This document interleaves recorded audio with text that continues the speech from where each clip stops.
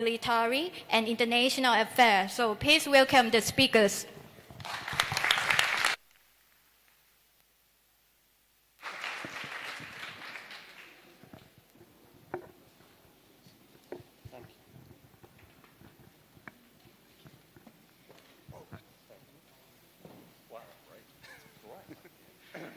All right, thank you everybody. Thank you for being here. Thank you for sticking around to the end of this wonderful first day of the Neilson Hayes Festival. And Adam, welcome to Bangkok. Thank you. I might. Do you want to the interrogation lights? Yeah, we bring you some sunglasses maybe. Okay. Here, we'll make it more intimate. We know you're there. Yeah, I'm not ignoring it. So, for those of you who haven't read Adam's book, you will, as my friend Will has been saying all day, you will be in for a real treat. It really is a masterwork of narrative nonfiction.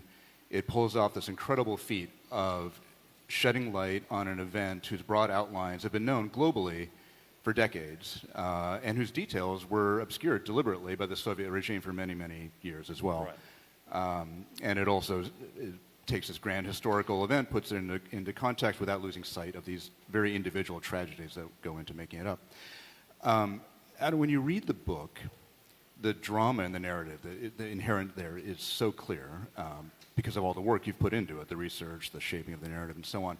I'm imagining that when you first started out, that drama wasn't necessarily clear to you or to publishers. What first drew you to this story, and how was it first received when you started pitching the idea? I have the lamest explanation for how I first became interested in this, which is that I was a magazine writer, and in 2005 I was just casting about for a new idea for a long reported piece. I wasn't coming up with anything, so I thought, well, it's 2005. I'll try and think of an anniversary, right? It's the lamest, most lazy way of coming up with an idea for a magazine story. And so I literally went to Wikipedia. I was like, okay, so I'll have to report it out, so it's a few months in it. Let's try 1986, right? So I think I may have tried, I went all the way through 76 first, right? So it would be the 30th anniversary at that point. Nothing in 76. And then I started going through 86, and I'm like, January, there's a space shuttle disaster. No, nobody cares about that. February, nothing. March, zip. April, oh, what about... So then I thought, oh, well, maybe this would work. And I talked my editors at the Observer magazine in London into sending me over there with literally an envelope full of notes to pay people as fixers and translators and stuff. And then, literally the first people that I spoke to who ended up as major protagonists in what became the book, I was just kind of blown away by the nature of their story. And partly that was because of my own preconceptions of what I expected people who lived through the Chernobyl disaster to be like. Because I, like you, I think, grew up during the Cold War. And I was kind of as much a victim of Western propaganda as they probably were of Soviet propaganda. So I imagine that all the people that lived near Chernobyl and worked at the plant were just these kind of, benighted Soviet citizens who lived miserable, grey lives and were just expecting to die under a kind of totalitarian state. And I started talking to Sasha Yevchenko and his wife Natalia, and I realized that at the time of the accident they were in their early 20s, and they weren't much older than I was at the time, and they had the same sort of expectations of the future that I did. And they lived in this town that I discovered from talking to them was this kind of, it was actually a genuine Soviet utopia. They loved living there. This was the town next to the plant. Yeah, Pripyat, which was built specifically to house workers for the plant and everybody that supported them. But it was this brand new city that had been built on the kind of sandy banks of this river in the Ukrainian countryside and was totally unlike most Soviet cities. It was extremely well resourced because they wanted to attract very well qualified atom workers from around the Soviet Union. So, you could buy tomatoes in the grocery store. You could buy cucumbers, 16 different types of sausage. It was a really... Paradise in the Soviet Union. Exactly. And so, and just talking to them, I realized that these were I found them fascinating and characters that I had real empathy with. And so I met maybe a dozen people on this reporting trip. And then by the time I got back to New York, I hadn't even written any of the story, and I just thought there's a book in this. And my girlfriend at the time worked in publishing, and she set me up with a meeting with an agent. And I went and I was in this guy's office and I was filled with enthusiasm, and I was totally evangelical about what a brilliant story this was. I couldn't believe that nobody had written this as a book, as a narrative book, right?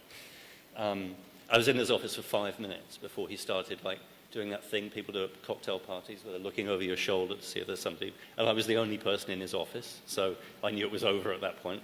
And it took me another 10 years to convince someone to let me write a book about it. Did you give it up during that period and then come back to it, or? I wrote the magazine story, and then that for the 20th anniversary. And then 5 years later, I wrote another magazine story for the 25th anniversary, which was about the ecology of the exclusion zone. And I did some things on that trip that frightened me so much that I was still in the zone. And I remember looking out of the window. There used to be one hotel in the zone. And looking out of the window and saying to myself, I can never come back here. It is a terrible place. And I had, as a journalist, when you want to do something, so you know you've got a good lead for the story, the introduction, the thing that grabs your attention. I had said to the guy I was with, who was a physicist from the University of Kiev, I said, Gennady, can we go to the most contaminated area of the zone?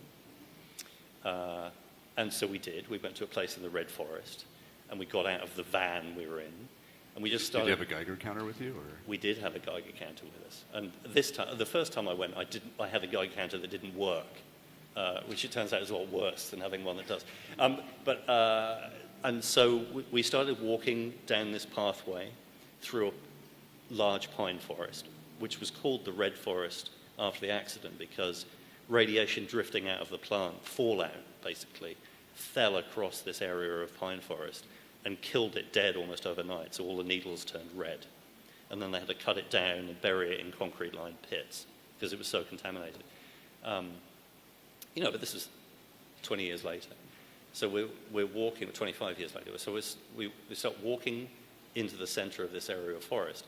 And I'm looking around me, and the trees, which at the outside of the forest had been totally normal, start getting smaller and fewer between. And the Geiger counter that Gennady's got is starting to make a noise that you don't really want to hear. It's like ticking over with increasing frequency. And then it gets so the trees are becoming increasingly etiolated, and by this time there's one every 6 feet or something. It doesn't look like a forest anymore. And there's a lot of red needles all over the ground. And then we get to a place where you can see, 200 yards away, there's no trees at all. There's just logs and some dead leaves on the ground. And the Geiger counter has become quite excited at this point. And Gennady says, I think we should probably just stop here. That's okay. And I'm like, yeah, okay. Yeah, and so we turn around and we start going back the way we've come. And then I'm thinking of the lead, and I'm thinking, I don't know. I don't think that's going to work. I don't think that's going to be a really attention-grabbing scene. So I said, Gennady, do you, we'll just be quick, right? But I think we should really go into the place where there are no trees at all. And he's pretty reluctant. He says, and we go into this place where it starts sounding like a TV that's been tuned out of its.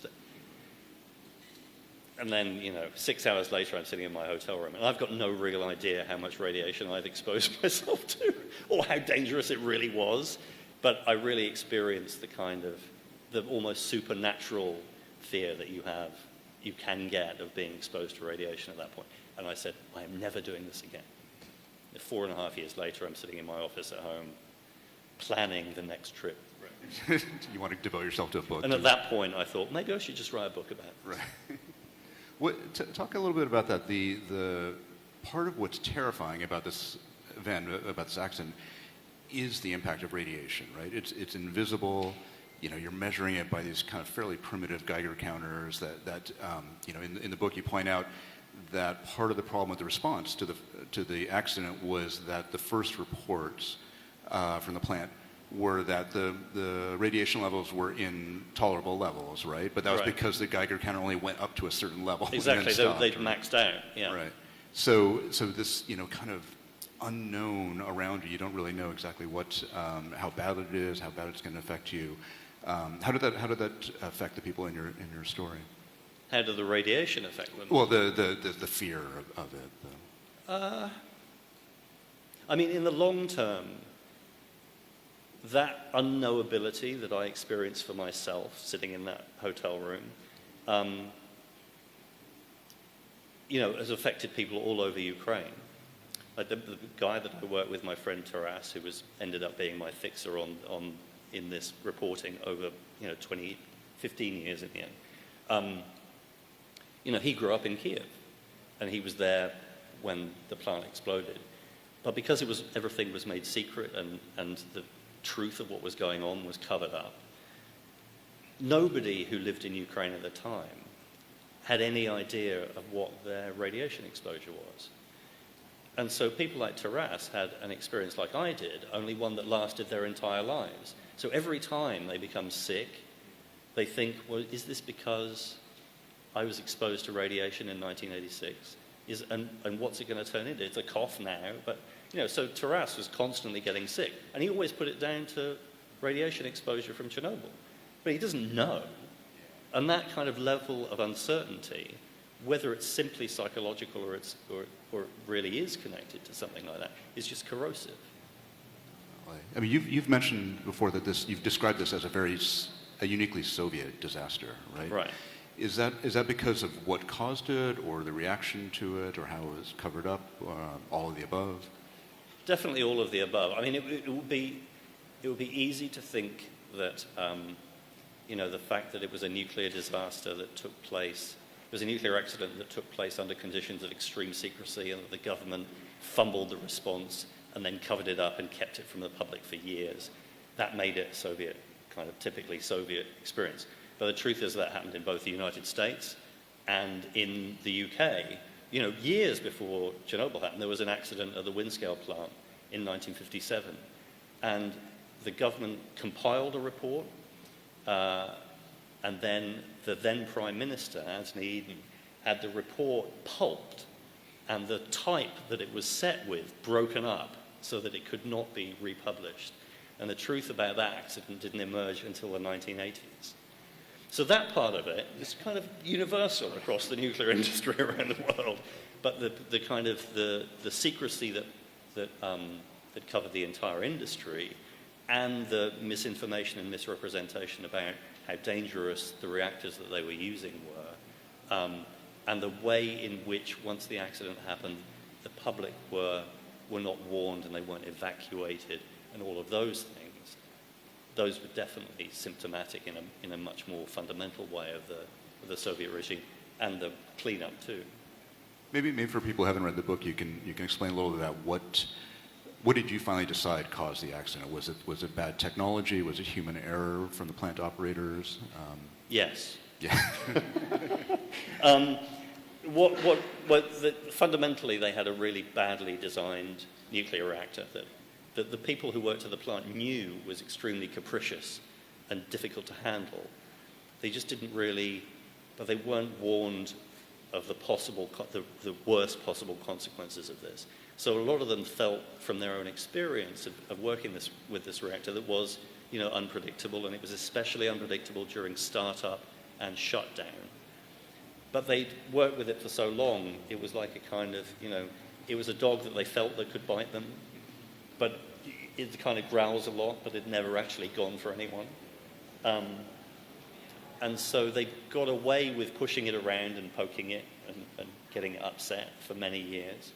And it just so happened, like a lot of these kinds of industrial accidents or accidents with complex technology, that ultimately there was this concatenation of different events, any one of which, if it had not happened, there would have been no accident.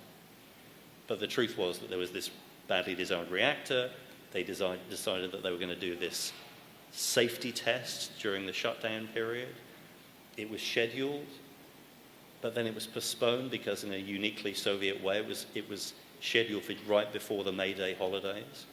And so Soviet factories had these targets that would have to be fulfilled by the end of the month. But the Soviet workplace was of a type where people would essentially just sit around on their hands for most of the month, not really trying very hard. And then they'd have this storm period as the deadline approached for the targets to be reached. So they do all the work in the last week, right?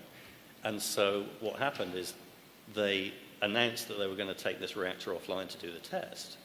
But when the people running the grid in Kiev heard this, they said, well, no, you can't possibly do that because we're going to have a sudden surge in need for electricity because all of the factories in northwestern Ukraine are going to be going through the Sturm period for the May Day holiday. So then they had to postpone it another 12 hours, and during that period, the reactor became even more unstable. So then when they finally performed the test, it was in the worst possible state that it could have been to start messing around with it. And then the accident happened. Then they performed the test. Wow. Then they performed the test. So there's a popular conception that Chernobyl, via the Afghanistan war, essentially led to the fall of the Soviet Union, that it destroyed the public's faith in the Soviet regime, such as it was, and that all it took was another couple events to break the back of it. Is that too glib an analogy? Well, the one person who was an extremely keen proponent of that theory was Mikhail Gorbachev. And I'll let you guess why Mikhail Gorbachev might have been keen on that theory, which was that the person who was really responsible for the fall of the Soviet Union was Mikhail Gorbachev. Because, I mean, it's true to a certain extent because he, was responsible for kind of publicizing these ideas of perestroika, of economic reform, and of glasnost, of openness. But he'd announced those at the end of 1985, and by the time the Chernobyl accident had happened, he hadn't really done anything about it. They were just slogans. But he chose to make the Chernobyl accident the first sort of test case of glasnost. And so after initially trying to cover everything up for the first few weeks, he then allowed correspondence from Pravda and from Izvestia and independent reporters, such as they were in Soviet times, into the zone. And they started publishing a lot of stuff about what was actually going on. And this began a kind of openness in reporting in the Soviet Union that once it began, they couldn't really close the door on it. And of course, what they found out was that the Soviet people discovered that they'd been lied to about the nature of the nuclear industry, about how dangerous it was, about other accidents. And so, and that was, I think, a profound part of the beginning of the end of the Soviet Union, because they just couldn't turn back the tide once that had happened. But the truth is that if Gorbachev hadn't attempted the economic reforms that he attempted, then the Soviet Union might still be going. I mean, William Taubman, who wrote probably the most recent and best biography of Gorbachev, argues that the real effect, the way that Chernobyl had the most profound effect in contributing to the end of the USSR, is that it changed Gorbachev's own mindset. Because when he took power at the end of 85, he recognized that the system was rotten from within. But he didn't realize how bad. And he thought that there were still parts of the Soviet system that were prestigious and well run, among them the nuclear industry. But when he got these first internal reports back about what had happened at Chernobyl, he realized that the rot was much worse than he had imagined. And it made him plunge much more deeply and radically into these economic reforms than he would otherwise have done. And those reforms were so rushed and bungled that that's really what gutted the union. Interesting. So you hear quite often now of other events being referred to as Chernobyl moments, right? Like in China, the lifting of the COVID-0 policies, there was a moment at which some people believed that this was going to lift the veil in the way people viewed the Chinese regime. Putin and his bungled invasion of Ukraine, people have also wondered, when is that going to turn the public against the government? Can you imagine a similar process playing out again? Or authoritarians learned enough from Gorbachev's mistakes to avoid the similar fate. I mean, I think that the argument that I'm familiar with runs that in both of those cases, the people who live in totalitarian states as a society effectively kind of strike a bargain with the government, which is that they accept living in a situation in which they have very few freedoms and rights in exchange for the state guaranteeing their safety. So in the Soviet Union, I'll have a job for life, health care, the state gives me somewhere to live, and in exchange for that, I surrender the right to travel abroad or speak my mind outside my own kitchen, and all of those things. And I think that was the argument that particularly was used about Beijing over COVID, is that, well, they said they'd keep me safe, but here I am, sequestered in my own apartment for a year or whatever it is. But I think that as far as I understand it, in both Russia and in China now, the authoritarian nature of the state is more subtly managed. So the bargain is not quite as kind of crisply defined. So you don't have to think of completely overthrowing the regime in order to get things to change. I think they can adjust the levers with some more subtlety than it was possible for someone like Gorbachev. That makes a lot of sense.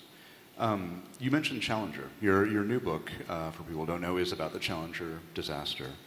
And this, as you said, it took place 3 months before Chernobyl in a completely different political system, right? An open, transparent, democratic system with free media and so on. In what ways did that make that accident different than Chernobyl? And are there similarities between either how they occurred, why they occurred, or in the reaction to them? I mean, they're broadly similar in that, like I said, it's like the Titanic, the sinking of the Titanic, for instance. There are similarities in these technological disasters where there's a whole series of things that has to happen that can line up, and then eventually, all of these tiny things, one happening after another. And if any one of them had not happened, the accident wouldn't have happened. And so in that case, the Challenger accident is exactly like that. If the weather hadn't been so cold, if somebody had listened to the warnings, if the design of these rockets had been different, if they had agreed to spend more money on building the space shuttle in 1972, it wouldn't have, so you can overlay that kind of story on the Chernobyl accident exactly. But beyond that, I'm not sure that there's that much similarity. The failure to report problems upwards was remarkably similar, but for slightly different reasons. But there's a lot of similarity, but they're not. Unfortunately, I don't think that the nature of the two societies had little impact either way. It's more just human behavior. Yeah. Okay. Chernobyl obviously had the broader impact. Many more people died. It affected many more people. But we're probably relatively the same generation. I can remember exactly where I was when Challenger exploded. I think I was actually watching it on TV at the time, and I do have no memory of when I learned about Chernobyl. Right? Why does Challenger stick in people's minds more than the Chernobyl disaster does? I think definitely because it was a more visual event. There's two things. One is that the Soviets deliberately covered up what had happened. The only reason that the world was told about Chernobyl in the first place was because radiation escaping from the reactor set off radiation alarms in Sweden 24 hours after, or 36 hours after it happened. And the Swedes went to the government in Moscow and said, "Guys, have you don't happen to know anything about a nuclear accident, do you? Because we've definitely got these things going off." And they continued to deny that it had happened. And as a result of they couldn't keep it secret forever, but it meant that as a news event, information about it trickled out gradually over a longer period of time. Whereas the Challenger accident went from a kind of fuzzy human interest story that everybody was interested in because the teacher in space was going to become the first regular person in space, to becoming an absolute front-page cataclysm, in the space of 5 minutes. And, one of the things I did as part of the research for the book is I watched all of the coverage from the afternoon of January the 28th, 1986 on ABC and NBC. And it was just, they played that clip of the disintegration of the shuttle over and over and over again, just that afternoon, like dozens of times. And then obviously over the next, and that in a way became visually emblematic, I think, of high technology slipping its leash in a way that conceptually the Chernobyl accident did, but it was never kind of ground into the American consciousness in the way that the Challenger accident was. How was it researching the new book versus Chernobyl? I mean, you would have imagined that it would be easier in some ways. You don't have a language barrier. You're, again, dealing with... That's what I thought. So, yeah, is it harder to interview Soviet nuclear engineers? I was extremely wrong about that. In what way? I think it's complicated, but one of the reasons is definitely that that Slavic culture in Russia, Ukraine, it's a very they're very interested in literature. And they still have a respect for writers and journalists, which I don't have to tell you is not really any longer the case. It's faded in the U.S. In the United States. So whereas I would, I would often go and find myself in the homes of Soviet nuclear engineers, and two things would happen. One, they'd have out a huge spread of samagon, of moonshine vodka and snacks and treats. And the other thing is they would often say, "Have you read my book?" And they'd have like a bookcase, like one of these in the corner of the room. And I'd go, "No, your book." And they would have written their memoirs and self-published it. And there'd be like an edition of 20. And they'd give me one. But they would have written it like 10 years after the accident happened. So it was this huge resource. But they'd be more than happy to talk about their experience.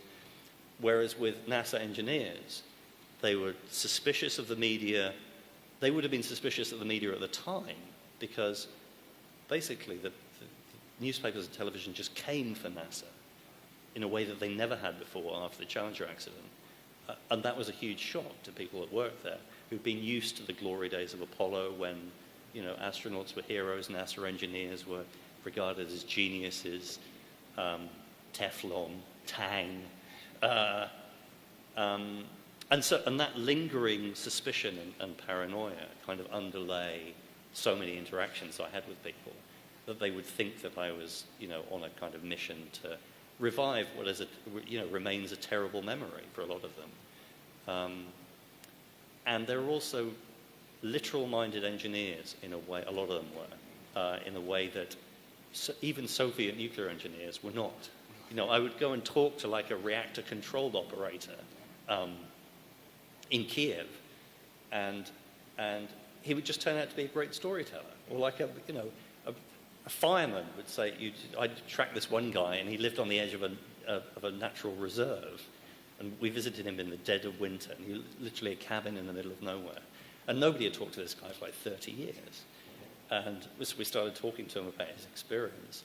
And he was like, yeah, no, then we climbed the ladder to the roof, and we were up there, and you could see the fires here and there, and it was glowing orange, and we could see blue flames, and the crackling was terrible. And then I went blind, and Misha turned to me, and he said, "We've got to get the hell out of here." By contrast, I turned to a NASA nuclear engineer in his retirement community in Florida, and I'd say, "And what happened then, Bob?" And he'd just go, "I've got no idea. It was 40 years ago. I can't remember anything about that." So there was a lot of that sort of. They didn't want to make a mistake. They didn't want to be seen to be embellishing anything, and they just didn't want to kind of tell stories. So did you? I mean, you're interviewing these people 20, 30 years after the event. I'm thinking in Ukraine, and I can completely see the appeal of the great stories, or the people with the great details, with the bits of dialogue and the color. And the more of that they have, the more you want to use their material, right? Right. How did you guard against embellishments? Did you meet people who just struck you as pure fabulous, or were they all fairly sincere? A lot of, my experience was that they were, the accounts that I used in the book were sincere, but I had to be very careful to explain what I was doing, because there were people, and this is the case with the Challenger accident as well as it is with many news events, I think. There were people who'd been interviewed many times before, and when you came to meet them, they'd learned from experience that essentially a journalist was coming to interview them from a foreign country, and what they would be interested in hearing was 15 minutes of detail about what was probably the worst moment of their entire lives. So they were prepared to sit and tell this narrowly defined story about their experience. And I had to explain that that essentially, yes, we'll get to that, but I wanted to understand their life in context. And so I would go back to the beginning of, how they arrived in the town, their training, what their private life was like, what they liked, all of that stuff. And so then, once you get to know someone in the time that you have, and you can demonstrate your interest in their lives overall, I think that you're bringing down the likelihood that they're just going to tell some kind of spectacular story. But the other obvious things is that I also had to emphasize that I didn't want them to tell me the whole story of the Chernobyl disaster, because there were several people like that who'd say, "Oh yeah, no, I know everything about everything." You have to say, "No, I just want to talk to you about what you remember about your experience.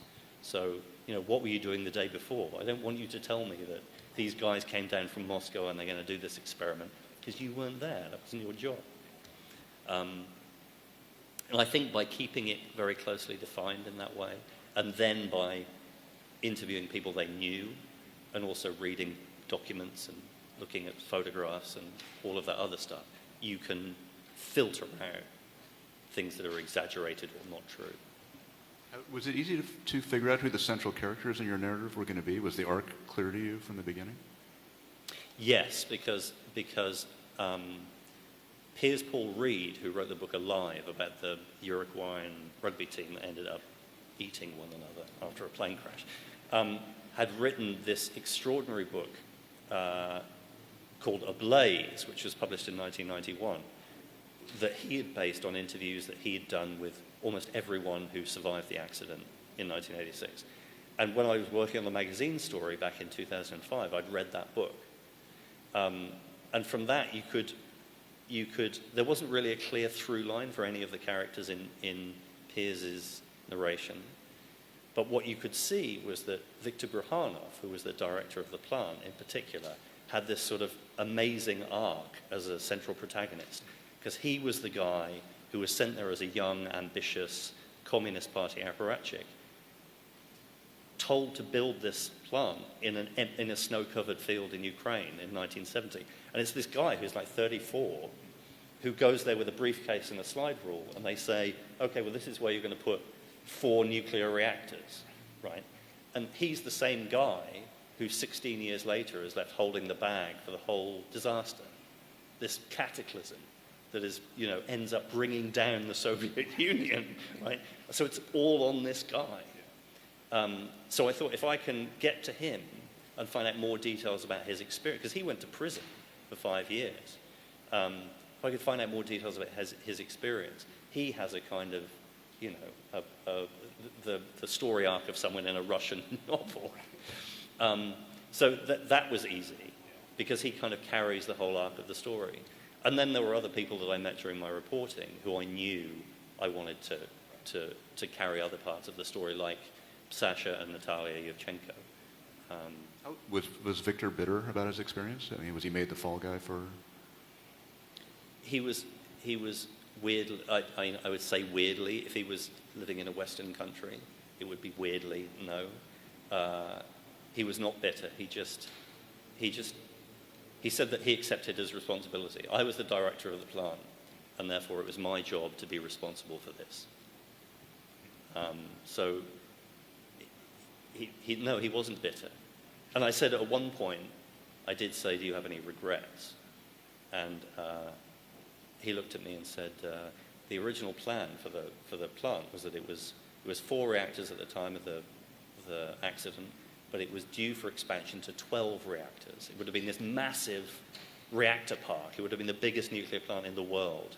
And the plan was for him to have an office in a tower in the middle of this plant of 12 reactors with his office at the top of it. And when I asked him if he had any regrets, he said, no, I regret that we didn't get to build my office in a tower. And then I looked at him, obviously incredulously, once this was translated for me. And he looked back at me and said, no, I'm joking. But it was clear to me that he was not joking.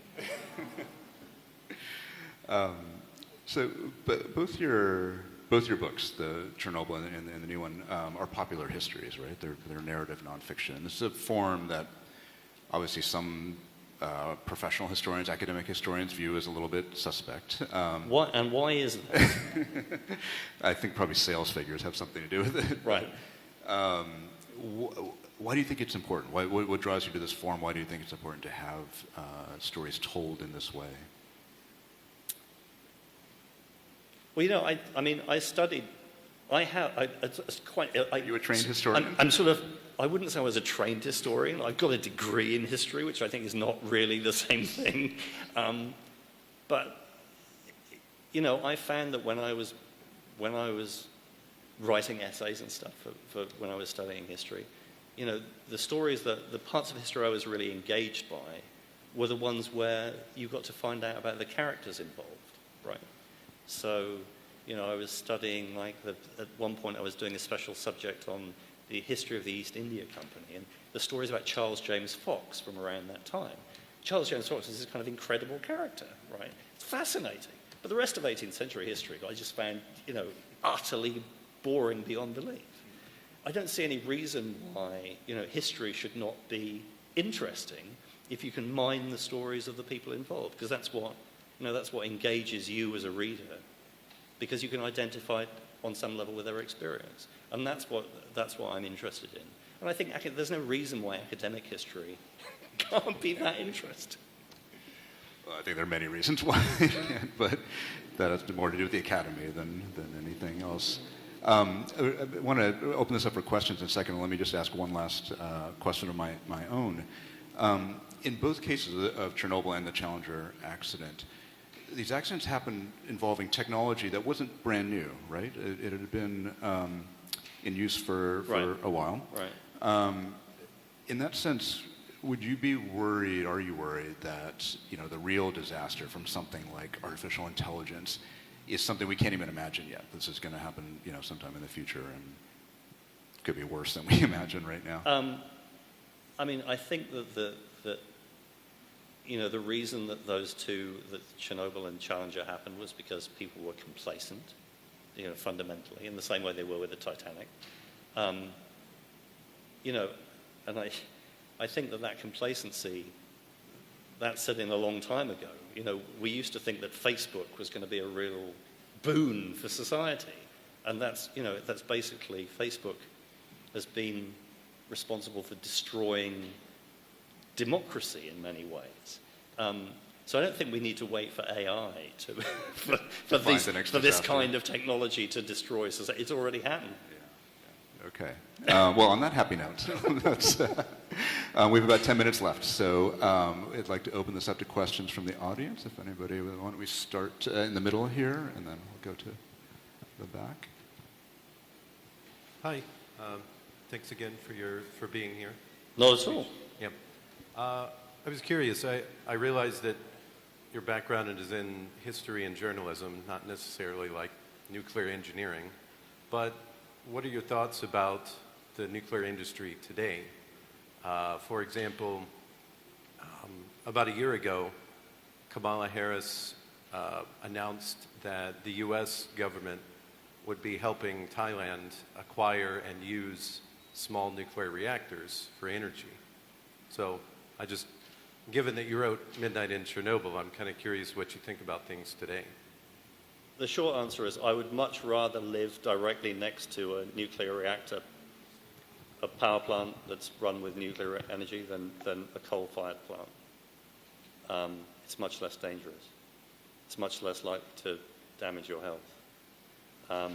You know, and the unfortunate thing is the Chernobyl accident and then subsequently Fukushima have both been kind of held up as talismans for the anti-nuclear movement.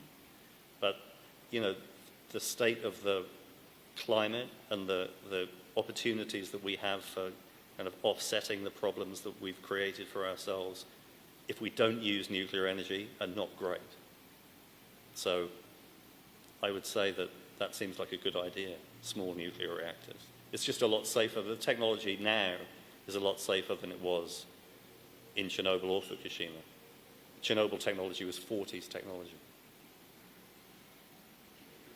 Thank you. And then in the back there?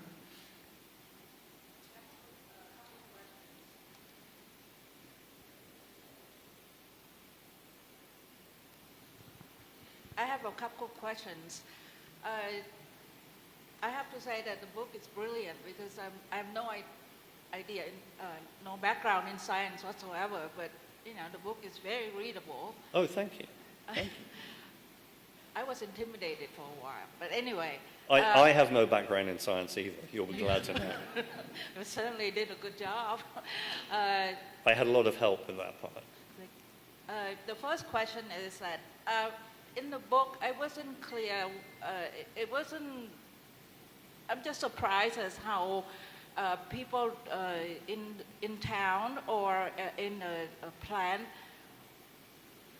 that they didn't have any idea that there's an explosion, because I would imagine that that kind of sound would be, you know, it will wake anybody up, even though it's, you know, happened late at night or something. But for days, they say that they had no idea that the reactor was gone, you know.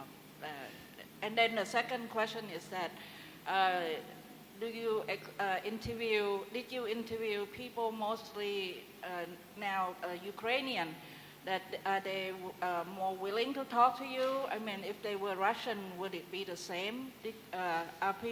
Were people that you interview, any of them are Russian? Or, I mean, is there any different? I interviewed people in Ukraine and in Russia. But the balance was dictated by the nature of the nuclear industry, really, which was that the senior positions in the plant and decisions about the nuclear industry as a whole were all made in Moscow and imposed on the other republics. And the people who worked at the plants, you know, the reactor control operators and all of those, and the firemen, they were locals. So by far the majority of people I interviewed were in Ukraine. But I did go to Moscow and interview, you know, people who worked on the liquidation, people who, you know, were responsible for overall running the plant. And the truth is that people knew that there had been an accident at the plant, but there had been accidents at the plant before, obviously not anything like as serious, and everything had been fine. You know, there had been an accident at the plant 4 years previously, and there had been a pretty significant radioactive release. And they just sent out decontamination trucks into the streets, washed them down with decontaminating foam, and then a bit later, when they realized that the streets were still contaminated, they resurfaced the roads. But that was the full extent of the cleanup that was necessary after the previous accident. So initially, when people heard that there was an accident, it didn't necessarily seem that serious. I think you said before also that even when people saw that the roof had been blown off, they didn't believe their own eyes because they just couldn't comprehend that something like that could possibly happen. Was that part That of was it? definitely the case with Bruhanov, for example. And the way that his behavior is described at the time is that he was just kind of, he couldn't comprehend the enormity of what had happened on his watch. So no, it seems that he did, and this is actually a kind of psychological syndrome where he just refused to believe what he could see with his own eyes. Sorry, question here. Given what you just told us about the power structure in the plant, and given the fact that you really connected with many Ukrainians during the research phase. How does that impact your view of the conflict that's happening there at the moment?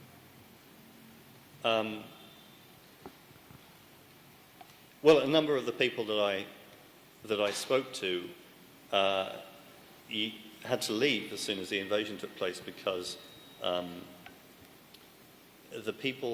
way that Soviet housing worked is that if you worked for any given enterprise, you would live next door to your co-workers. So when I went to visit, for example, the science correspondent from Pravda in Moscow, even this many years after the fall of the Soviet Union, he lived next door, Vladimir Gubarev was his name, he lived next door to all the other guys who used to work at Pravda. So all of the people who worked at the town hall in Pripyat, the Ispolkom, the city administration, they all lived in the same apartment buildings in this suburb of Kiev that was on the front line of the war when the invasion took place. And so those people really, they had their houses destroyed, they had to leave, and when the Russians were eventually forced back, they returned to discover that their apartments had been destroyed. So it had a pretty profound effect on some of those people who had already suffered so much. Hi. Adam, hi. Great talk. Thanks. And as someone who also went to Chernobyl on the basis of an anniversary to write a piece for a Sunday newspaper, a British Sunday paper, I can appreciate your motivation, which is looking for that anniversary peg. And also had a Geiger counter that went off the scale. But one thing, talking about going back, I certainly never did go back, and you did. But there were there were workers though who were going in and out every month. I think they were rotating in and out when I was there in 2001. Are there still people going in and out of the zone? Is it still sort of occupied? I mean, are there still safety workers there looking at the old reactors? Well, obviously it's been disrupted by the war because the Chernobyl plant was one of the first installations that Russian troops invaded when they came in over the border from Belarus. But certainly up until now, they've spent the last 15 years or so decommissioning the plant and dismantling the turbines and all of that and decontaminating things because they have this long-term plan to return it to being a greenfield site. Although one of the nuclear engineers who was the Communist Party chief at the plant at the time the accident took place, when I was discussing this Ukrainian government plan with him back in 2016, he said, you and me and Elon Musk will be living on Mars by the time that happens. But yeah, I mean, they have to. They built a new shelter over the top of the old, what they called the sarcophagus, which they concreted over the reactor, the remains of the reactor. So the construction of that was this massive enterprise that was funded with European money. So workers had to constantly go in and out of the zone to build that. And then once it was finished, I think in 2017, there's a crew of people who have to monitor and maintain that. And there's also these people who just kind of look after the rest of the plant. But before the war started, they had begun a program of moving people back into the zone as a kind of area of new economic opportunity. Sorry, we have a question here in the front. This might have to be our last one, but.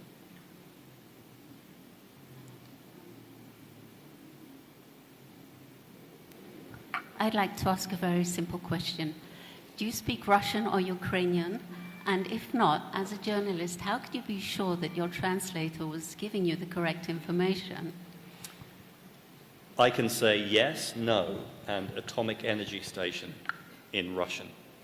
And that's the beginning and the end of my knowledge of the language. And that actually has a very simple answer, which is that I conducted all of the interviews I did with people that didn't speak any English with a simultaneous translator. And so what I had on tape was me asking questions in English, the question being translated into Russian, the person replying in Russian or Ukrainian, and then that being translated back into English. And then what I did is I had a separate person transcribe those exchanges. So it meant that I could conduct a simultaneous interview and get answers back in real time, but then I would have an effective, accurate representation of what they really said if it was different after the fact, for exactly the reason you're suggesting. But I also trusted everybody that worked with me as a translator. All right, thank you. I think we're going to have to end that here, but Adam will be out front signing a few books for a few minutes after this if you have further questions. Thank you all for coming. Thank you. Thank you, Mr. Adam and Mr. Niseth. Okay, for the next session will be a film screening for the movie. Okay, the film screening Before the Coffee Gets Cold by Toshikazu Kawaguchi.